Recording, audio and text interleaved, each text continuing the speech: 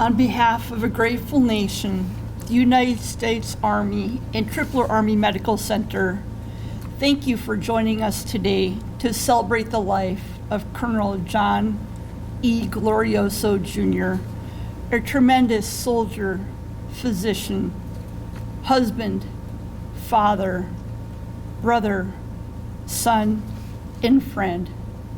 As we celebrate his life, we honor his wife, Lori, and his children, Kai, Luke, Noe, and Sonny, as part of our Tripler Ohana. Ladies and gentlemen, please stand for the playing of the national anthem and remain standing for the invocation given by Chaplain Victor.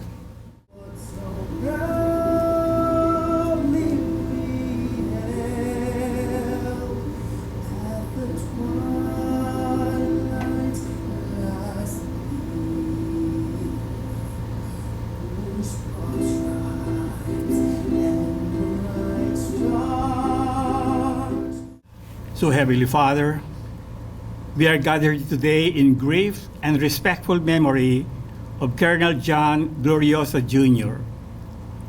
And we also gather to give thanks to you, O Lord, for his life among all of us here. We are gathered here today not only to mourn over how different our lives will be without him, but especially to give thanks to you for how full life was when he was among us.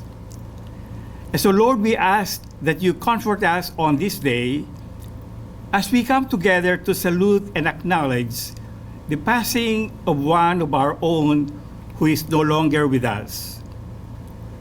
In our grief, we turn our face to you, seeking your powerful comfort, your assuring presence, and your everlasting peace. In the holy name of your Son, Jesus Christ, I pray. Amen.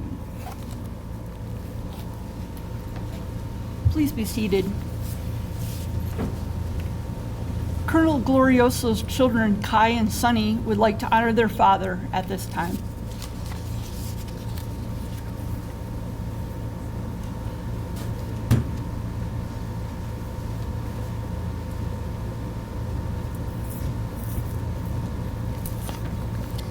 Grief is the price we pay for love. Hi, thank you for coming to my dad's memorial. I'm the youngest of John's 4 children. My name is Sonny. My dad may have looked tough on the outside, but he was the most caring dad anyone can ask for. I have so many beautiful memories and stories of dad that I'd like to share.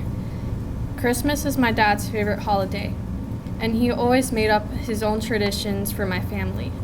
He would have us open gifts every night for almost a month leading up until Christmas. One of my fondest memories of my dad would also be biking over to Castles Beach with him. It wasn't always swimming or surfing that would make me go. It was the time I'd get to spend with him that I still cherish to this day. Thank you, Dad, for your inspiration for me to have a passion for medicine and the military. I promise to make you proud every moment I can. Even as his health began to decline, his humor and spirit never went away. He still made me laugh. He continued to learn new skills despite his disabilities. Thank you, Dad, for every moment, for making me laugh, and for being the best dad in the world to me. You brought so much joy to me, more than you will ever know. I salute you, I honor you, and I love you for infinite reasons. You touch the hearts of many people. I thank you for so much more than I can express with these words. My gratitude to you is endless, just like my love for you is endless. I love you, Dad.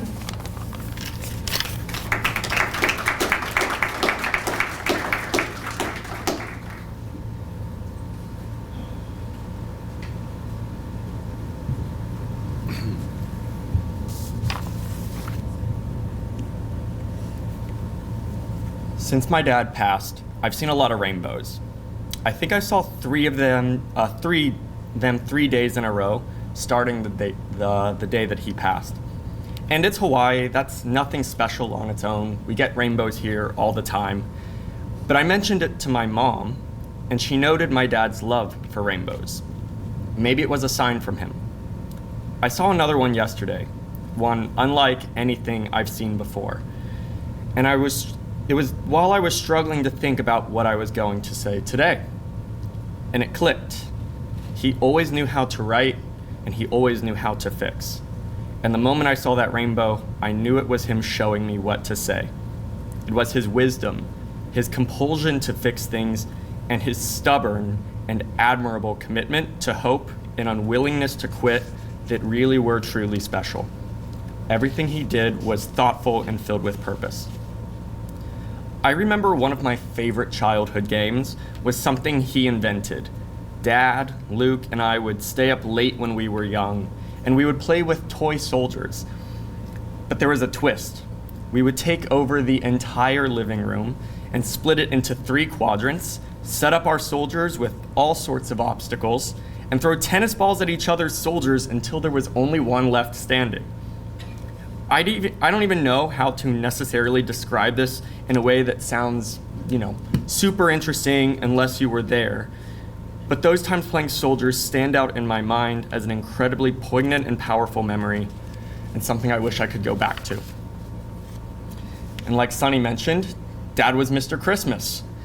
Every year, he would go a little bit crazy about keeping our traditions. He designed our Christmas card every year, months in advance, but nothing compared to setting up the tree. It was his job to hand out ornaments to each of us kids to hang on the tree, and he relished in that job. He would pick each ornament out of the box one by one, and if you think about it, we have probably 3-4 different boxes of ornaments. It took like an hour or two to do. And with each one, he would recall the memories attached to it. I know those ornaments meant so much to him because almost every single one had a story to tell, a story he loved and remembered and wanted us to remember too. I don't think there are many people like Dad, maybe no one. I don't know that anyone could love their family as much as he did, that anyone could push through the things he pushed through for his family the way that he did, that anyone could remain strong in their faith and hopeful of the future the way that he did, that anyone could stay as calm and loving and strong as he did. A little less than a year before he passed, he was diagnosed with cancer, again. And I think we were all on the verge of giving up, and I think he considered it. But he never gave up. Not for himself, but for us. So I want to read out a few excerpts of a letter that he wrote to us after that diagnosis.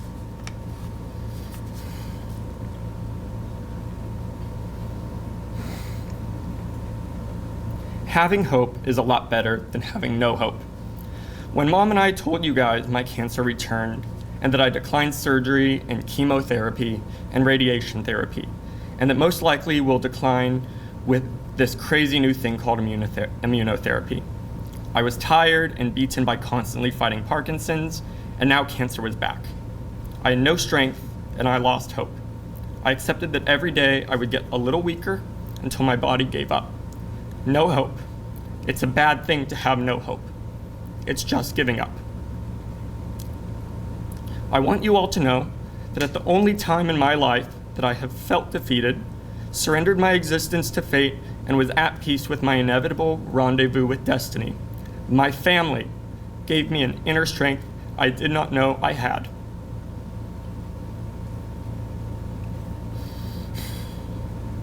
And the hope that every day's tomorrow brings me another day that I can share in your life. I love you all more than you could ever know. Dad.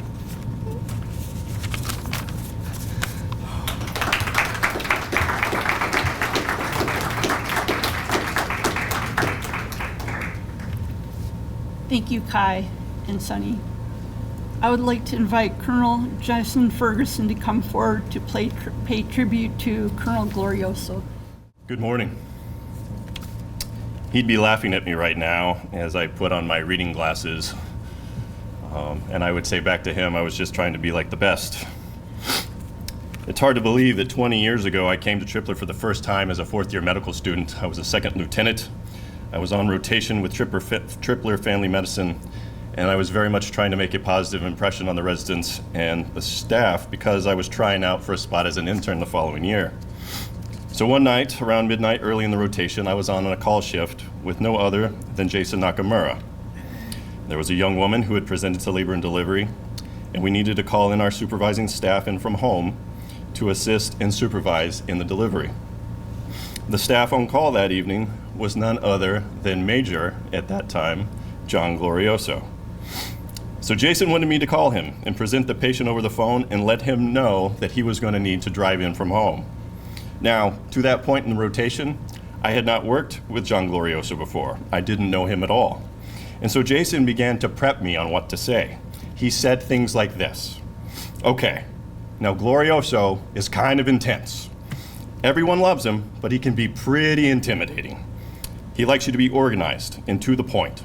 Don't get cute with him, just give him the facts, no fluff. And he may start grilling you with questions, so keep the patient's chart real close in case he does." So needless to say, I was pretty nervous when I picked up the phone and I dialed his pager number. And while I was waiting for him to call me back in the next couple of minutes, I am sitting there rehearsing what I'm going to say the entire time. The phone rings. I nervously answer it, and I introduce myself. I get about 20 seconds into my very rehearsed presentation when he abruptly stops me. And he says, and I quote, "Jason, you've got the wrong guy. I'm not on call tonight." So remember, it's midnight and I just woke up my boss that I'm trying to make a good impression. What would you do? I panicked. I said, "Oh my God, sir, I am so sorry. Please go back to sleep. I'm sorry." And I hanged up. And Jason looks at me from across the desk at Labor and Delivery, and he says, "What the heck just happened?" And I said, "He told me he wasn't on call and then I woke him up." So then Jason, my second year, who's supposed to be in charge, starts panicking with me. He thinks he's got the wrong guy on call too. Then who is on call? And right then, the phone rings again. And with dread, I answer it. And it was Glorioso on the other end, laughing hysterically. He said, "Why did you hang up? I was just joking with you." And that, ladies and gentlemen, was my very first encounter with John Glorioso. It's very safe to say that I love the man from the start. Ladies and gentlemen, my name is Jason Ferguson. And one of my greatest fortunes in life is working for and with John Glorioso for 8 years out of the last 20, from the role of medical student to a staff who worked for him, ultimately to a colleague who helped him with his retirement transition, and my latest and most fondest title, friend. Today, I cannot overstate my overwhelming honor to speak on behalf of the entire Glorioso family and on behalf of a couple generations worth of coworkers, physicians, nurses, and other leaders who worked in Tripler Family Medicine and at Tripler. What I share with you now is truly a labor of love. Trying to capture John Glorioso on paper in a few minutes is almost an impossible task. So I share a collection of memories of John's incredible life that will live on as a true legacy to many, including all of us here today. The reason I share with you that opening story is to highlight not just the respect and the reverence that we had as we looked up to John, but to clearly display his brilliant sense of humor that he wove into life so well. As I now read a couple passages from the perspectives of both his family and those of his friends and colleagues from Tripler knowing him, I think he would very much like us to keep this sense of humor in mind at the forefront of our minds right now. The following words are from his brother and his family. Throughout his life, John wore many hats for which he worked extremely hard to be the best he could. Husband, father, son, brother, doctor, military officer, friend, and so many more. From our earliest memories of John, he always was spiritual and lived his life in pursuit of righteous principles and virtues, such as faith in God, love and compassion for others, service to his country, honesty, integrity, fairness, and the unending desire to learn and share knowledge. Looking back now, it's as if he always knew what his path in life would be, without reservation or concession. Somehow he always knew he would be a doctor and an officer in the Army. On countless childhood occasions, John played war games with his brother and the neighborhood kids. He always took on the roles of Army doctor and officer, leaving the enlisted grunt work to his younger brothers and friends. Whether he was influenced by the fact his father was a former Marine or Maryland State Trooper, his mother a head nurse at a prominent hospital in Baltimore, or the countless hours he spent watching World War II movies, John always gravitated towards a calling of uniformed service, medicine, and service to others. Two of his proudest moments included graduation from the University of Maryland School of Medicine and the day he took his oath as a commissioned officer in the United States Army. The only moments that bested those occasions were the day he married the love of his life, Lori, and the births of each of his 4 children, Kai, Luke, Noe, and Sonny. As a young man and throughout his life, John was exceptionally studious and committed towards higher learning. He was relentless in attempts to master his understanding of medicine and of human anatomy. He held a core belief that a life in medicine would be a lifelong commitment to continuous learning as medical concepts and treatments progressed and evolved over time. He embraced this commitment and loved learning new ways to help others. And that said, John also possessed an inherent desire to pursue adventure, have fun, and live life to its fullest. He was always the brother and friend who would be leading the weekend excursions to the beach, to surf, to catch some rays, and to blow off steam. It didn't matter the occasion, the time of year, or the weather. John was always the one leading the charge, and it usually involved going to the beach. Now, mind you, growing up, we lived in Baltimore, and the beach we frequented was the cold, choppy, murky waters of Ocean City, Maryland.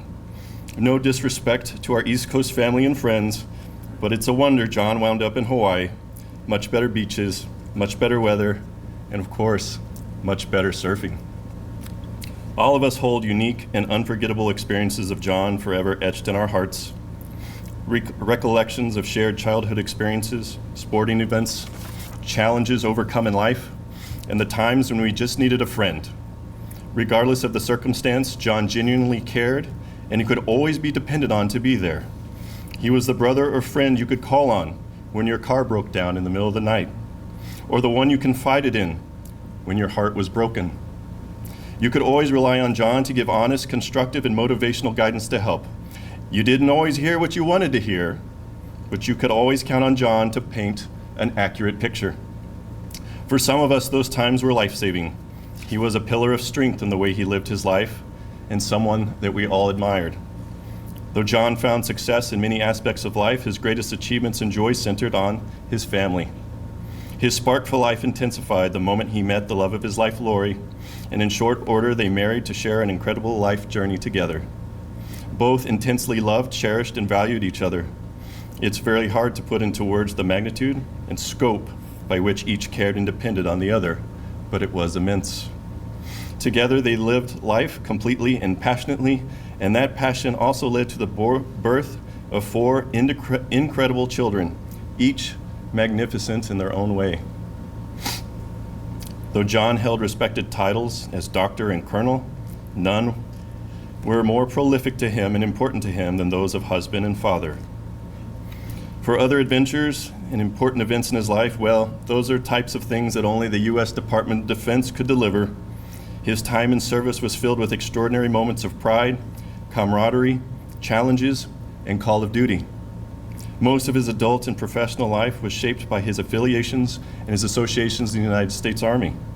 Nowhere else was this more prevalent than his time at Tripler Army Medical Center. For John and our family, Tripler represents hallowed ground. Tripler is the place where John spent his first days as a young officer and as a resident. It's the place where he met a young nurse who would become the love of his life and wife. It's the place where a son and daughter were born. The place where he spent multiple tours of duty. It is the place where he retired upon completion of his service. It's the place where he sought life-saving medical treatments before and after retirement. And of course, most recently, it is the place where he ended his last days on earth. And for those who served with John throughout his career, our family extends our greatest appreciation for the kindness, respect, camaraderie, and friendship showed to him along the way. For those who helped to treat John in his final days, we especially thank you for the care, the grace, and the dignity by which he spent his final hours. One of the last comments he made to his family before passing was the love he had for those he served with and the honor it was to serve with them. Sincerely, thank you all so very much. And so to that, I say to Lori, Kai, Luke, Noe, Sonny, Mr. and Mrs. Glorioso, to his brothers Tom, Tony, and Joe, and their families. On behalf of the Army, I would like to say thank you, on behalf of all of Tripler, past and present, for sharing him with us and with the world. Thank you for serving alongside of him, because families do it together. Thank you for being his inspiration for us. The following that I read is a collected works and memories of love and respect from many within Tripler family medicine. Colonel John Glorioso was also known as Colonel G, or sometimes just G. He was also called the Godfather by many resident physicians and among some circles within the greater Army family medicine community, as an endearing and powerful tribute that spoke to an almost unimpeachable authority that we saw in him.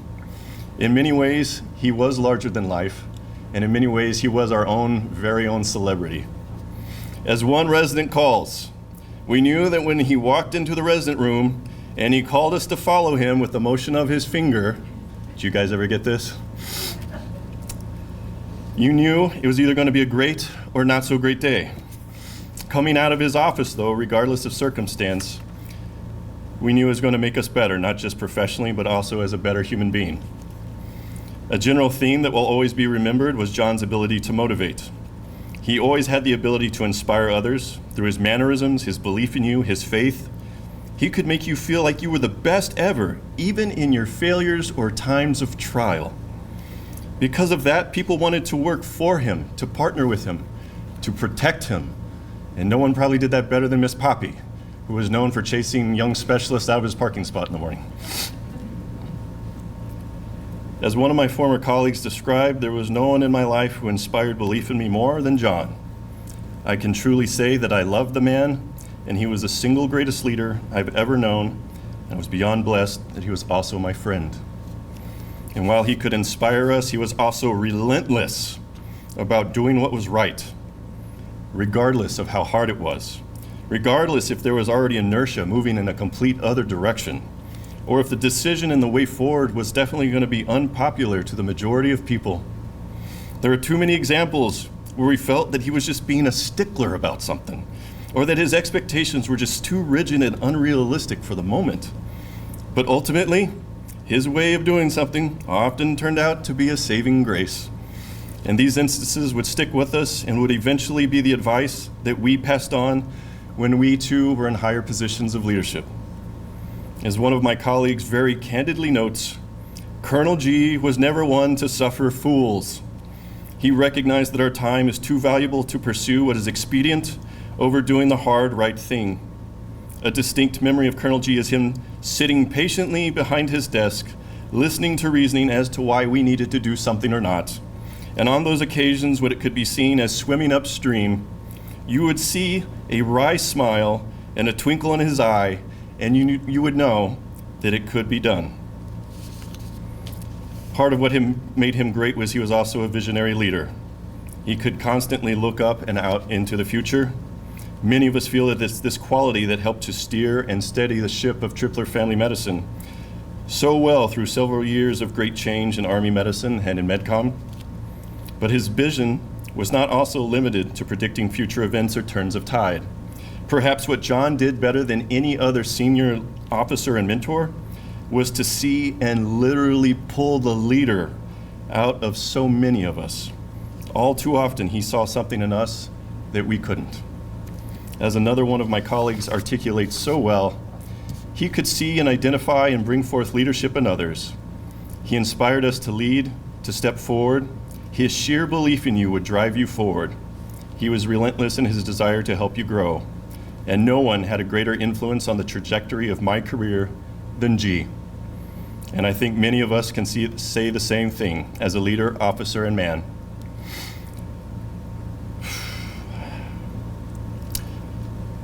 Aside what he taught us through discussion and word, What will stand out in many of our minds as some of his most powerful lessons were those that were unspoken and those that he modeled. Selfless service above all. The medical challenges that he endured and battled through over the last 17 years would have been mentally defeating to many people from the very start. His career path was undeniably high-reaching, and having it altered because of such medical challenges would have devastated and broken the egos of so many so badly they would not have wanted to stay in the Army to continue to serve. But not John Glorioso. Upon returning to Hawaii to receive his treatments, he was determined to continue to help those in need. He shifted gears quickly from the mindset of a hospital commander to the chief of IDES, after he himself fought very hard to be retained by the Army.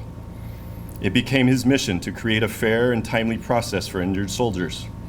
Ultimately, he would become also the chief of family medicine, and he would lead it quietly and profoundly. And though he had difficulty speaking over time, he never allowed that to dissuade him.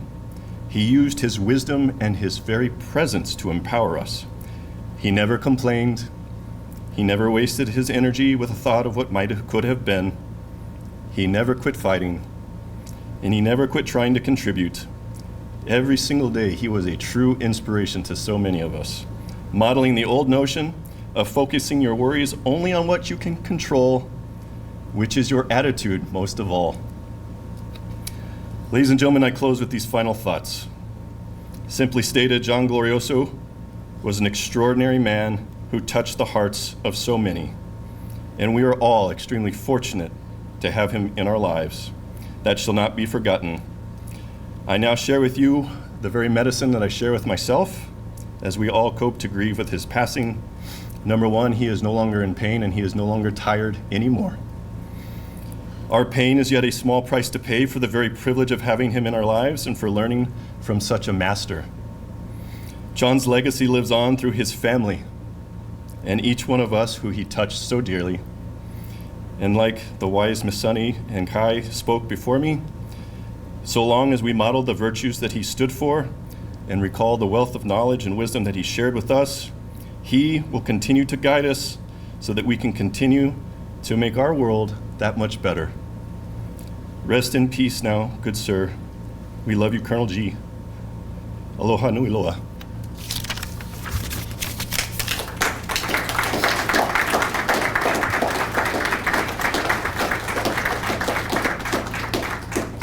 Colonel Bruce Ong will now come forward to deliver the senior leader remarks.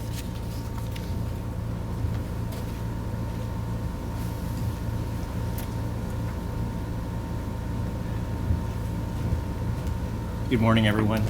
I just want to say before I start that I was watching the slides here today, and I saw the pictures of John in his with his 2nd Infantry Division Strike Brigade, and I realized I should have worn my 2ID combat badge because I think he would have liked that very much. But thank you, Jason, for those wonderful comments. I will also try to do John justice as well.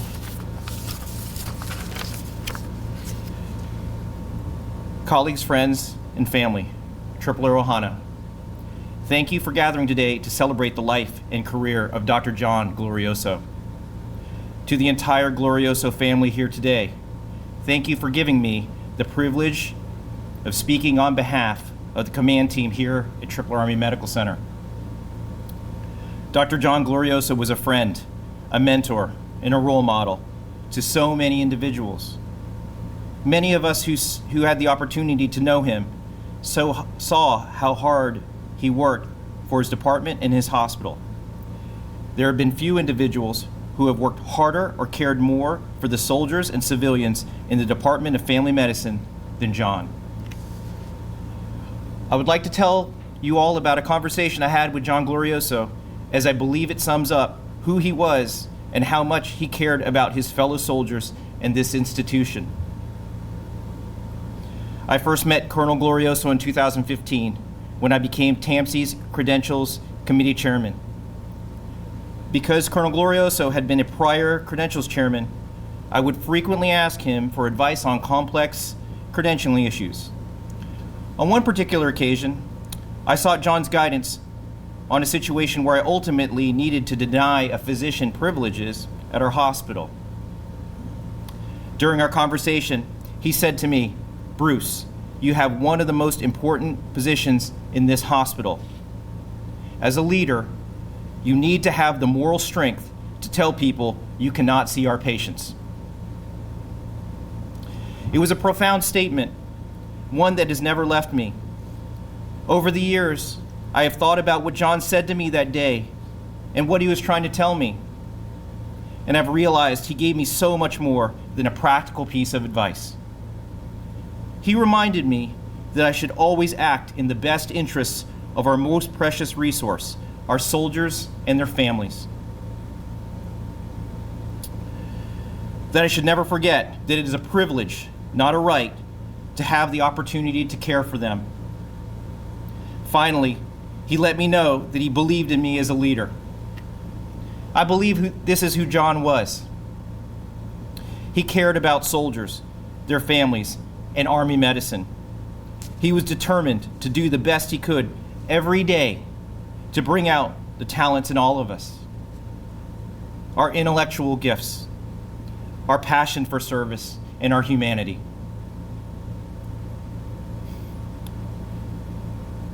Through his actions and his example, he reminded us that we should follow our moral compass to do what is right and help others no matter the cost, to be generous and to find great joy in making everyone around us better every day, to remind us that the Army values loyalty, duty, respect, selfless service, honor, integrity, and personal courage are worthwhile values to live by.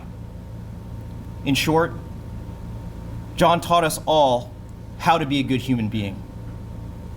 As I look around the room today, I see so many people that were influenced by John. And while I think about how all of us have gathered here to honor him today, I can't help but be reminded that if any one of us ever needed help, John would be the first one to come to our assistance, to make sure we were supported. He was the rarest of us all, the one who would never hesitate to run towards the sound of gunfire. He would not run away from it. Kai, Luke, Noe, and Sonny, your father was one of the most amazing individuals I have ever met.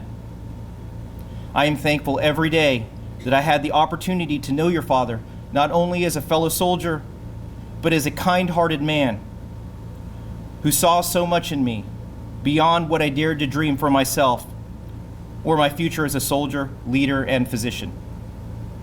Your father's unwavering belief in my potential gave me the confidence to be the leader I am today, to be the very best version of myself, using my humanity to guide me. Now I try to do as he has done, to help others be the very best versions of themselves. I hope every day I have done enough to warrant his confidence.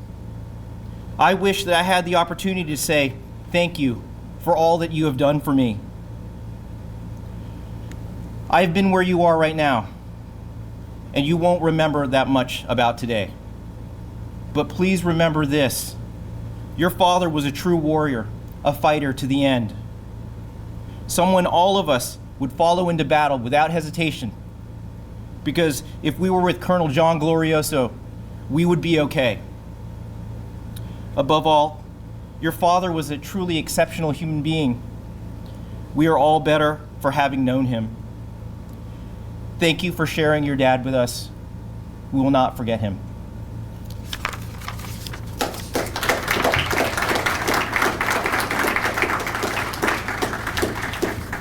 I would now ask Ms. Poppy Leloy to come forward for a presentation.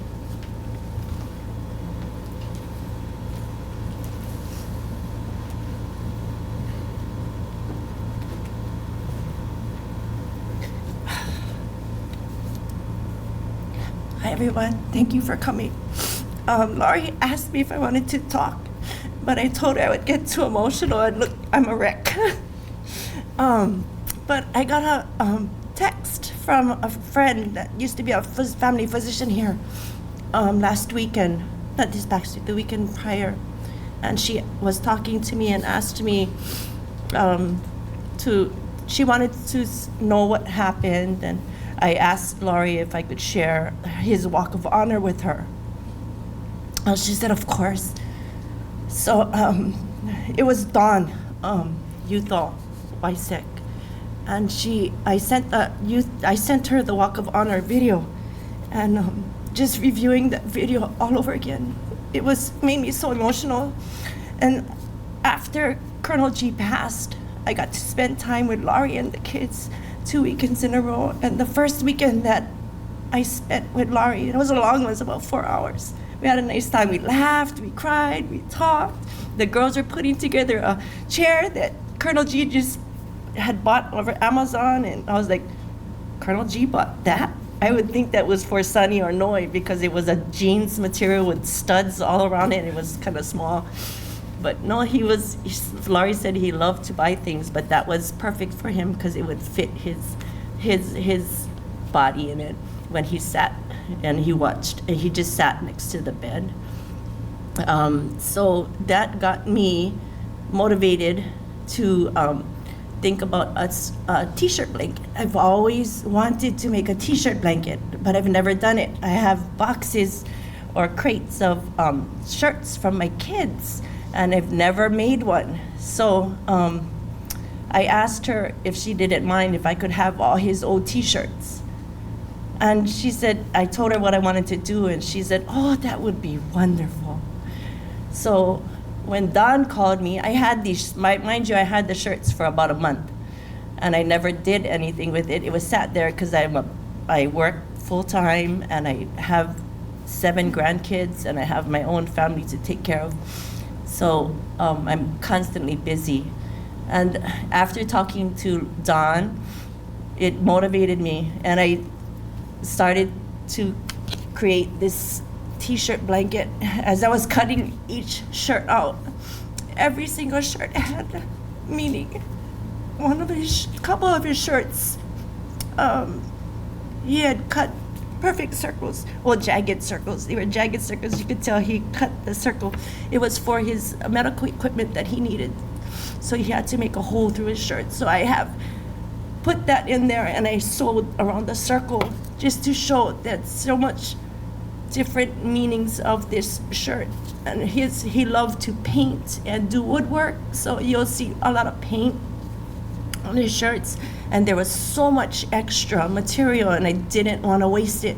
So I in turn pieced together material of the leftover fabric, and I made it some heart pillows. And so I had made extra just in case all the kids wanted some, and if mom and dad wanted one too, I don't know, or brothers. And I also didn't want to waste any other things, so I made some keychains for the boys, and I made some scrunchies for the girls. So that is just something that I wanted to do for you, as from me for Colonel G, because he was such an awesome individual.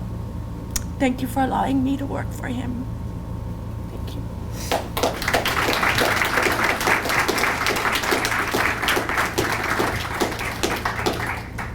Thank you, Poppy. At this time, we'll have a benediction by Father Victor.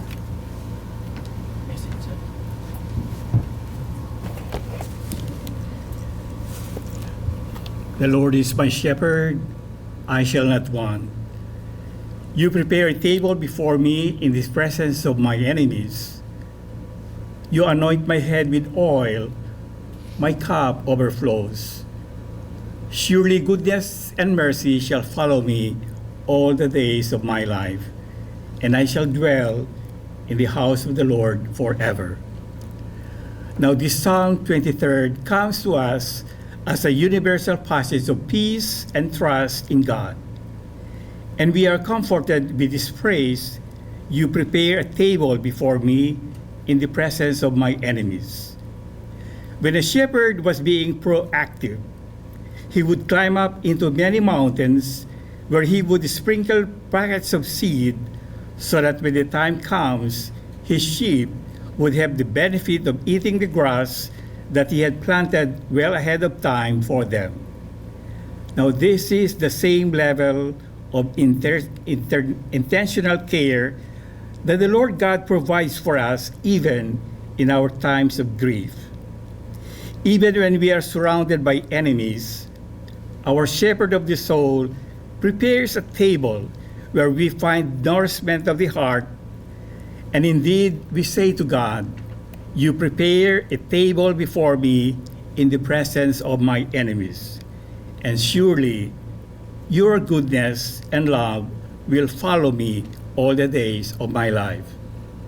And this prayer offers us the comfort and the consolation as we honor Colonel John E. Glorioso Jr., as we treasure all the experiences we have shared with him, and as we render respect to the work of God in his own life.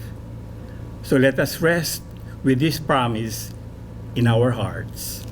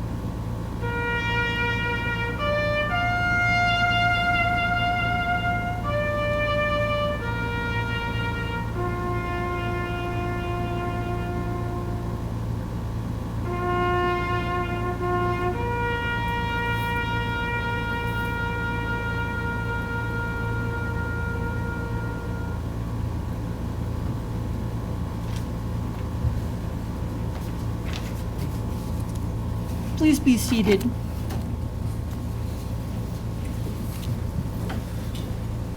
Triple Ohana, mahalo for attending our memorial service to honor and celebrate the life of Colonel Glorioso. Please follow the guidance from our ushers to move forward and pay respects to the Glorioso family. Refreshments will be available on the lanai.